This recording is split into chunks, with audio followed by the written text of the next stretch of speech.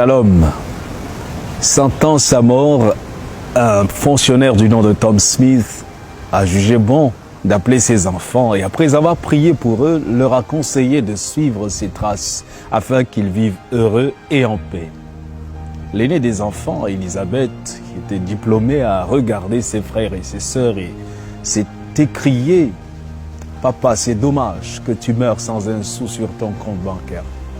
C'est dommage que tu nous laisses la même misérable vie que tu as menée. Personnellement, je ne peux pas t'imiter. D'autres pères que vous considérez comme corrompus, détourneurs des fonds publics, ont laissé des maisons, des propriétés à leurs enfants. Vois le genre de vie confortable qu'ils vivent et les écoles qu'ils fréquentent. Toi, tu meurs après 35 ans de service public avec une seule carcasse de voiture. Le seul honneur que tu as eu, c'est ce prix de meilleur comptable de la fonction publique avant même notre naissance. Même cette maison dans laquelle nous vivons est un appartement loué. Désolé, je ne peux pas suivre ton exemple. Tu veux mourir d'une maladie banale sans possibilité d'évacuation à un hôpital de référence. Comment allons-nous prendre soin de notre mère et de nos cadets? Est-ce en vivant comme tu faisais? Comment? Papa, s'il te plaît, laisse-nous mener notre vie comme nous pouvons.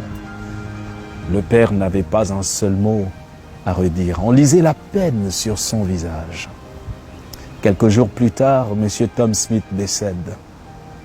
Et 3 années après, Elisabeth a terminé avec sa maîtrise. Elle postule pour un emploi et doit passer un entretien dans une multinationale. Le comité avait déjà sélectionné un candidat pour le poste très convoité, mais il voulait toutefois terminer l'interview de tous les autres candidats sur la liste, juste pour la forme. Elisabeth était donc en face des membres du comité de recrutement. Le président du comité a parcouru son CV, a hoché la tête et lui a dit « Salut mademoiselle Smith, parlez-nous un peu de vous » et Elisabeth répond « Je suis Elisabeth Smith. Mon feu père, Tom Smith, était le chef comptable régional de la National Insurance. Il a servi comme administrateur de la santé publique pendant de nombreuses années. » Mais le président l'interrompt. « Oh mon Dieu, vous êtes la fille de M. Tom Smith. Incroyable !» Il s'est tourné vers les autres membres et leur a dit « C'est Tom Smith est celui qui a signé mon formulaire d'admission à l'Institut des administrateurs agréés alors qu'il servait dans notre district. Et sa recommandation m'a placé là où je suis aujourd'hui. » C'était vraiment difficile de trouver à l'époque la signature d'un homme de son rang. Il fallait être riche pour faire signer le formulaire. Mais ce qui est étonnant, c'est qu'il a fait tout cela gratuitement. On ne se connaissait pas. Il l'a fait pour moi. Et 1 an après, je l'ai cherché à son bureau, mais il n'y était plus. Je n'ai plus jamais entendu parler de lui. Se tournant vers Elisabeth, il lui dit « Il n'y a plus de questions pour vous. Vous avez décroché ce poste. J'espère que vous imiterez votre père dans son honnêteté, sa serviabilité et sa diligence. » Elisabeth Smith est devenue la directrice des affaires générales de la société avec 2 voitures, une belle maison, un salaire très confortable. Et après 2 années de travail dans l'entreprise, le directeur général du groupe qui devait partir avait besoin d'un remplaçant. Une personne intègre était recherchée et c'était Elisabeth Smith qui avait été nommée. Dans une interview, on lui a demandé le secret de son succès. Et les yeux en larmes, elle répondit « C'était mon père qui m'avait ouvert ses voies. C'est après sa mort que j'ai su qu'il était financièrement pauvre, mais fabuleusement riche en intégrité, en discipline et en honnêteté. À quelques jours de sa mort, je l'avais insulté pour son style de vie désintéressé. » Comme Tom Smith, il faut apprendre à se construire un nom. La récompense peut ne pas suivre rapidement, mais elle viendra. L'intégrité, la discipline, le service et la crainte de Dieu rendent riches.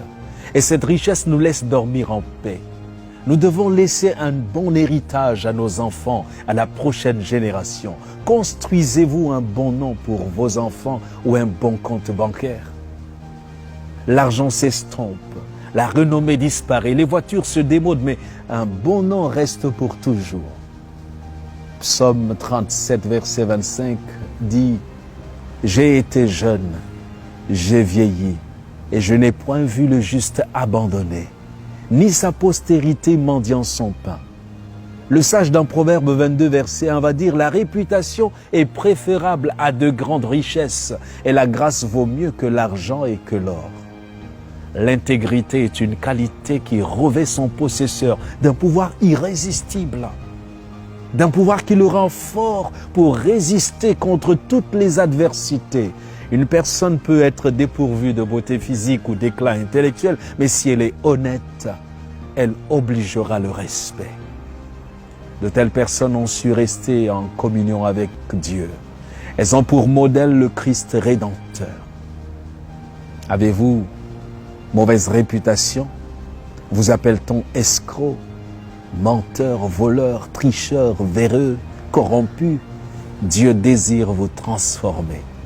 Venez à lui tel que vous êtes et bâtissez-vous un nom. Soyez bénis.